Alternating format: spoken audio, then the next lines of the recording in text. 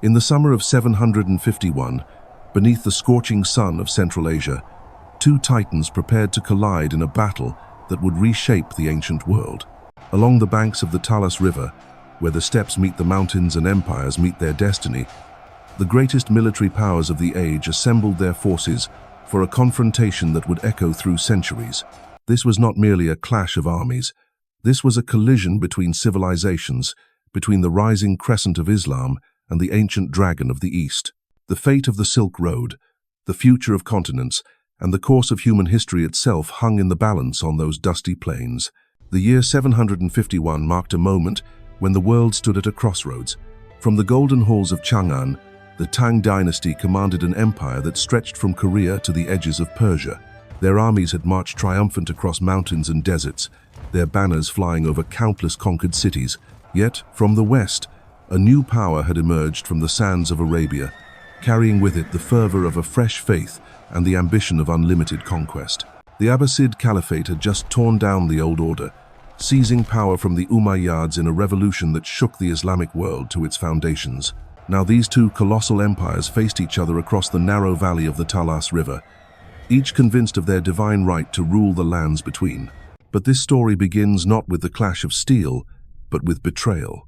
In the bustling markets of Tashkent, where merchants from a dozen nations haggled over silk and spices, a chain of events was set in motion that would draw the superpowers of the age into their ultimate confrontation. The city of Tashkent, known then as Shash, was ruled by a king whose loyalty had wavered between the competing giants that surrounded his small but strategically vital kingdom. When conflict erupted between the rulers of Ferghana and Tashkent, it seemed like just another petty squabble between minor Central Asian princes. Yet this local dispute would become the spark that ignited a fire across the ancient world. The king of Ferghana, desperate to gain advantage over his rival, made a fateful decision. He appealed to the Tang dynasty for military assistance, calling upon the Chinese to intervene in what appeared to be a minor regional conflict. The Chinese response came in the form of Gao Xianzhi, a general whose name would soon be written in blood across the pages of history. Born of Korean descent in the western reaches of the Tang Empire, Gao had risen through the ranks, not through noble birth, but through cunning, courage, and an almost supernatural ability to navigate the treacherous politics of frontier warfare. Gao Xianzhi was no ordinary commander. Despite his slight build and unremarkable appearance, he possessed the mind of a strategic genius and the heart of a warrior. His campaigns had taken him across the roof of the world, over the towering peaks of the Pamirs, through valleys where the air was so thin that horses stumbled and men gasped for breath. He had conquered kingdoms, captured kings, and filled the imperial treasury with the spoils of war. Yet it was precisely this success that would lead to his downfall, for victory had made him arrogant, and arrogance would make him careless.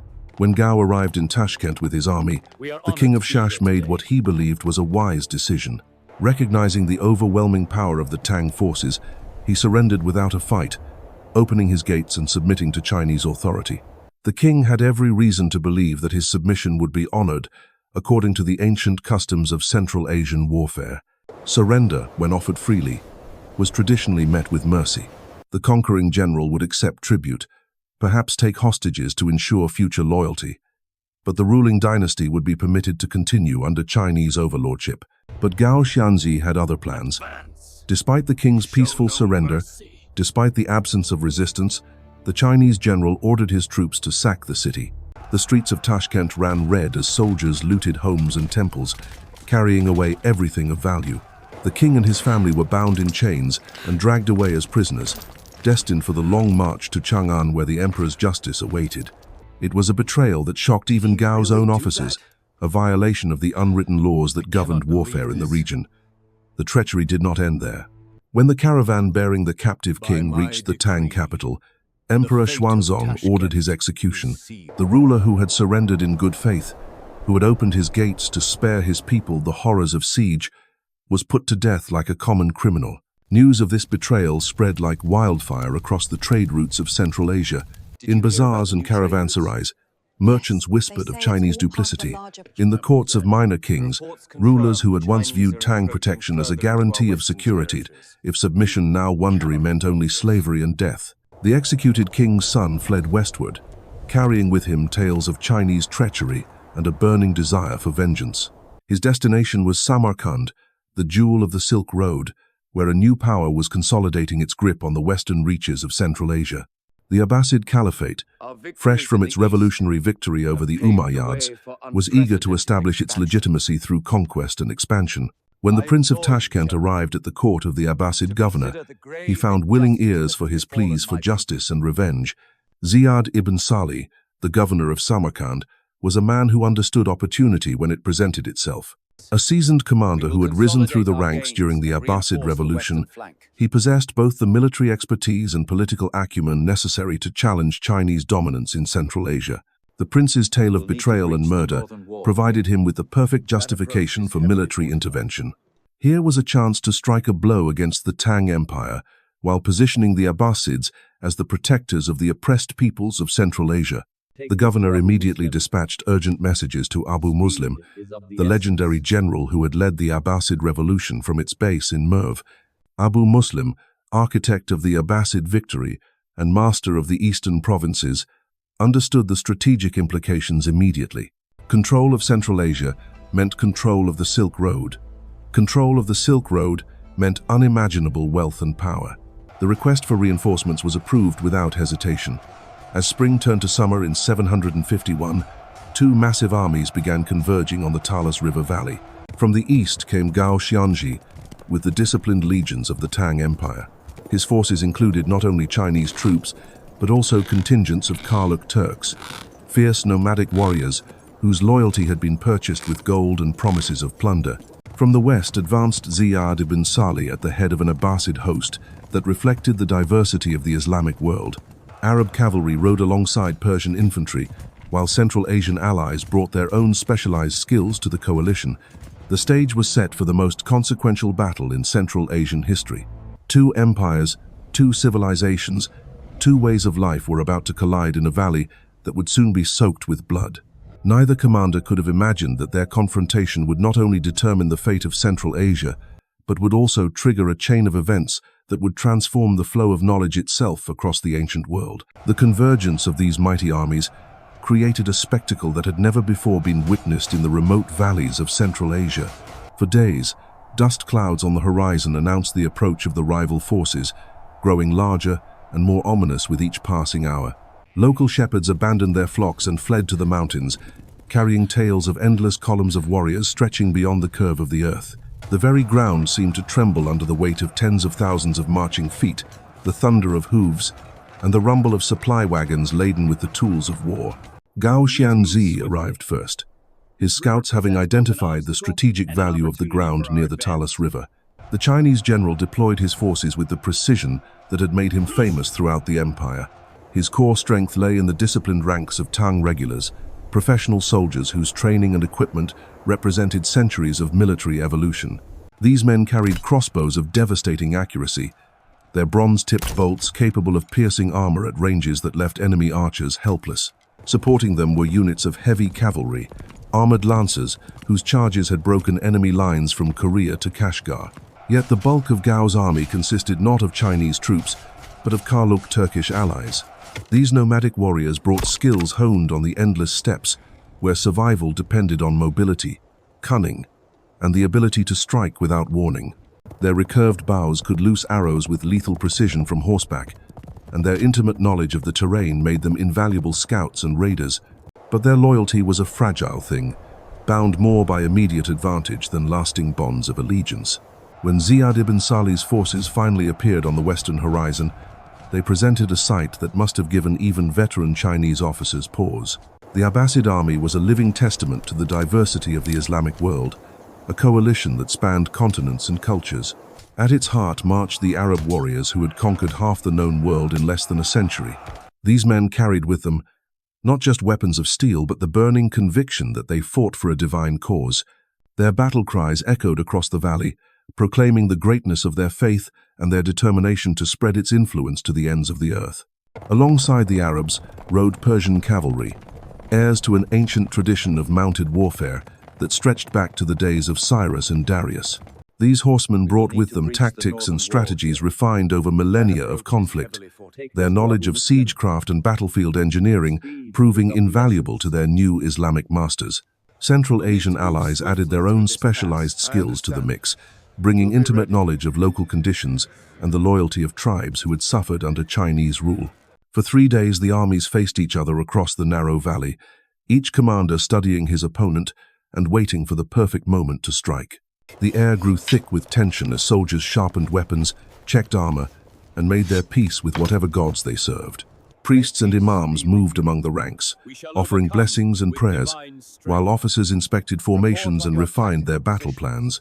The Chinese deployed in the traditional formation that had served them well across countless campaigns. Their crossbowmen formed the front ranks, protected by large shields and supported by reserves of arrows that seemed inexhaustible. Behind them stood the heavy infantry, professional soldiers whose discipline had been tested in 100 battles. The Karluk cavalry occupied the flanks, positioned to exploit any breakthrough or counter enemy attempts at encirclement. Across the valley, Ziyad arranged his forces with equal care.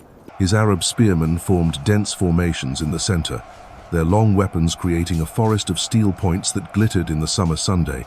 Persian cavalry waited on the wings, ready to charge when the moment presented itself.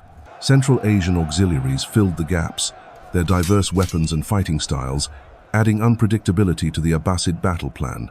When the battle finally began, it opened with a thunderous exchange of missiles that filled the sky with death. Chinese crossbows released their bolts in disciplined volleys, each salvo precisely timed to maximize casualties among the enemy ranks. The accuracy of these weapons was legendary, and the first few volleys took a terrible toll on the advancing Abbasid forces. Arab archers, armed with more traditional bows, found themselves outranged and outmatched by their Chinese counterparts. But Ziyad had not risen to command through recklessness. As his archers fell back behind the protection of the spearmen, he ordered his infantry forward in a massive assault, designed to close the distance and neutralize the Chinese advantage in ranged combat. The clash, when it came, was tremendous, a collision of shields and spears that sent shock waves across the battlefield. Men grunted and strained against each other, pushing with all their strength while stabbing over and under their shields. For hours, the battle raged without decisive advantage to either side. The Chinese crossbowmen continued to thin the enemy ranks whenever gaps appeared in the fighting, while the disciplined Tang infantry held their positions with grim determination. The Abbasid spearmen pressed forward with religious fervor, but found themselves unable to break through the wall of Chinese shields and steel. The turning point came not from superior tactics or divine intervention, but from treachery that caught even the experienced Gao Xianzhi completely by surprise. As the battle reached its climax on the 4th day, with both armies exhausted but neither willing to yield, the Karluk contingent that formed the majority of the Chinese force made a decision that would echo through history. Whether through prior arrangement with the Abbasids or simple opportunism in the face of a stalemate, the Karluk warriors suddenly turned their weapons against their Chinese allies. The attack came from behind, striking at the most vulnerable moment when the Tang forces were fully committed to their frontal assault. Chinese soldiers who had been advancing confidently suddenly found themselves surrounded, attacked from front and rear by enemies who knew their formations and weaknesses intimately. The betrayal was devastating in its completeness. Within moments, the disciplined Chinese battle line dissolved into chaos as units found themselves isolated and overwhelmed. Officers shouted contradictory orders as they struggled to understand what was happening, while common soldiers fought desperately against enemies who seemed to appear from everywhere at once. The careful formations that had been the foundation of Chinese military success for centuries crumbled under the weight of treachery and surprise. Gao Xianzhi, veteran of countless campaigns, recognized the disaster unfolding around him with the clarity that comes only to truly experienced commanders. The battle was lost, his army was being destroyed, and survival now depended on immediate and decisive action. Around him, his staff officers were already falling to Karluk blades, while the advancing Abbasid spearmen closed in like a tightening noose. The Chinese general's escape from the catastrophe became a legend in its own right, a tale of heroism and sacrifice that would be remembered long after the political consequences of the battle had faded into history. Li Xie, one of Gao's most trusted subordinates, gathered what remained of the armored cavalry and launched a desperate charge designed not to win the battle, but to cut a path through the encircling enemies. The sacrifice of these brave men allowed Gao and a handful of survivors to break free from the killing ground, but the price was terrible. Of the thousands of Chinese soldiers who had marched confidently into the valley, fewer than 2,000 would ever see their homeland again. The rest lay dead on the blood-soaked ground or found themselves captives of an enemy who would soon discover that they had captured far more than mere soldiers. Among the prisoners dragged away from the battlefield were men whose capture would prove more valuable than all the gold and silver looted from the Chinese baggage train. These were not warriors or generals, but humble craftsmen whose skills had been passed down through generations of Chinese families. They were papermakers, masters of an art that had remained a closely guarded secret of the Middle Kingdom for over 6 centuries. In the hands of these captive artisans lay knowledge that would revolutionize the Islamic world and eventually transform human civilization itself. Ziyad ibn Salih was no fool. As his soldiers stripped the dead and bound the living, the Abbasid general issued orders that would echo through history. "Kill the soldiers if you must," he commanded, "but spare the craftsmen. Bring me any man who works with his hands, any prisoner who possesses knowledge of the arts." The victorious Muslim forces, still drunk on their triumph over the mighty Tang Empire, may have wondered at their commander's strange priorities. Why spare Chinese prisoners when revenge demanded their blood? But Ziyad understood something that would not become clear for decades to come. The papermakers found themselves in chains, marching westward along the same trade routes that had once carried their precious product to distant markets. These men had awakened that morning as free citizens of the greatest empire on earth. Now they stumbled across foreign soil as captives of an enemy they had never seen before. Yet in their minds lay secrets that would prove more powerful than any weapon wielded on the battlefield of Talas. They carried with them the knowledge of how to transform simple materials into sheets of writing surface so superior to parchment and papyrus that it would revolutionize human communication. The process these craftsmen guarded was deceptively simple yet impossibly complex. They knew the precise mixture of mulberry bark, hemp fibers, and cotton rags that created the perfect pulp. They understood the delicate balance of water and timing that determined whether the finished product would be strong or weak, smooth or rough. Most importantly, they possessed the subtle skills that could only be learned through years of apprenticeship under master craftsmen who had jealously protected their trade secrets for generations. As the prisoners were distributed among their captors and sent to various cities across the Abbasid realm, some found themselves in Samarkand, that great crossroads of the Silk Road where East met West in an endless exchange of goods and ideas. Here, in workshops that had once produced only rough textiles and crude writing materials, the Chinese papermakers were put to work under the watchful eyes of their new masters. What began as forced labor would become one of history's most consequential transfers of technology. The first sheets of paper produced in Samarkand were crude affairs, lacking the refinement of their Chinese predecessors. The captive craftsmen, working with unfamiliar materials and under the constant threat of punishment, struggled to recreate the perfection they had once achieved in their homeland workshops. But gradually, as months turned to years, they began to adapt their ancient techniques to local conditions. Central Asian mulberry bark proved different from Chinese varieties, requiring adjustments to processing times and chemical treatments. Local water sources contained minerals that affected the final product, demanding further modifications to traditional methods. Yet slowly, inevitably, the quality improved. The papermakers, perhaps hoping to earn better treatment or simply driven by professional pride, began to produce sheets that rivaled those created in the imperial workshops of Chang'an. Word of this miraculous new writing material spread through the markets and madrasas of Samarkand like wildfire. Scholars who had struggled with the expense and scarcity of parchment suddenly found themselves able to acquire writing material at a fraction of the traditional cost. The implications were staggering. In a world where knowledge was literally written in gold due to the astronomical cost of writing materials, the availability of cheap paper represented nothing less than a revolution. Books that had once been treasures affordable only to the wealthiest nobles could now be copied and distributed to common scholars. Libraries that had contained perhaps hundreds of volumes could suddenly expand to hold thousands.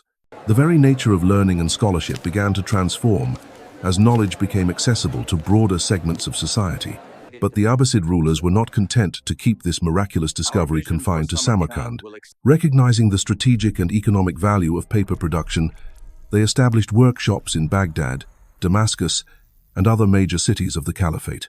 The Chinese papermakers found themselves dispersed across the Islamic world, each forced to train local apprentices in the secrets that had once belonged exclusively to the Middle Kingdom. What had begun as the forced labor of war prisoners evolved into the systematic transfer of one of humanity's most important technologies. The economic impact was immediate and profound. Paper production centers became magnets for scholars, scribes, and merchants from across the known world. The Abbasid Caliphate, already wealthy from its control of trade routes, found itself with a monopoly on a product that every literate person desperately needed. The profits were enormous, and the Abbasids carefully guarded their new advantage, preventing the further westward spread of papermaking knowledge for several centuries. Meanwhile, in the libraries and scriptoriums of Baghdad, a golden age of scholarship was beginning to unfold. The House of Wisdom, established by the Abbasid caliphs as a center of learning and translation, became a beacon that drew scholars from across 3 continents. Here, surrounded by thousands of books made possible by cheap paper, Muslim, Christian, and Jewish scholars worked together to preserve and expand human knowledge. Ancient Greek texts were translated into Arabic, Persian works were copied and distributed, and new discoveries in mathematics, astronomy, and medicine were recorded for future generations. The Chinese prisoners had inadvertently triggered an intellectual revolution that would reshape the Islamic world and eventually reach far beyond its borders. Universities emerged in cities across the Caliphate as the availability of books made formal education practical for larger numbers of students. Legal scholars, too, could now afford extensive maintained libraries of precedents and commentaries. Poets and historians found eager audiences for their works as the cost of publication plummeted. Scientific knowledge, once confined to small circles of elite practitioners, began to spread more rapidly as researchers could afford to acquire and share texts describing the latest discoveries. Yet even as paper production flourished in the Islamic world, the Chinese maintained their silence about the disaster at Talas. Official histories minimized the defeat, attributing it to the treachery of barbarian allies rather than acknowledging any fundamental weakness in Chinese military doctrine. The loss of the papermaking secrets was not even mentioned in most accounts, perhaps because court historians failed to grasp its long-term significance. To them, the battle represented merely another frontier setback, regrettable but not catastrophic in the context of the empire's vast territorial holdings. This official silence meant that news of the technological transfer was slow to reach other parts of the world. European merchants and scholars, already disadvantaged by their distance from the great centers of learning, remained dependent on expensive parchment and papyrus for centuries to come. The Byzantine Empire, despite its extensive trade connections with the Islamic world, failed to acquire papermaking technology until much later. The lag in European adoption of paper production would have profound consequences for the development of literacy, scholarship, and eventually the printing revolution that would transform the continent. But in the immediate aftermath of Talas, these long-term consequences remained hidden beneath the more obvious political and military results of the battle. The Abbasid victory had demonstrated that the Tang Empire was not invincible, encouraging other peoples along China's western borders to reassess their relationships with the Middle Kingdom. Tibetan forces, sensing Chinese weakness, began probing deeper into Central Asian territories that had previously been firmly under Tang control. Turkish tribes that had submitted to Chinese authority began to waver in their loyalty, calculating whether the time had come to throw off the imperial yoke. The Battle of Talas stands as one of history's most consequential encounters, where a single act of treachery changed the course of civilizations. What began as Gao Xianzhi's arrogant betrayal in Tashkent culminated in the collapse of Chinese dominance in Central Asia and the inadvertent gift of papermaking to the Islamic world. From the blood-soaked plains of that distant valley emerged a new chapter in human knowledge, as captured craftsmen carried secrets that would illuminate libraries from Baghdad to Cordoba. The Demon King's downfall was complete, but from his defeat arose something far greater than any military victory.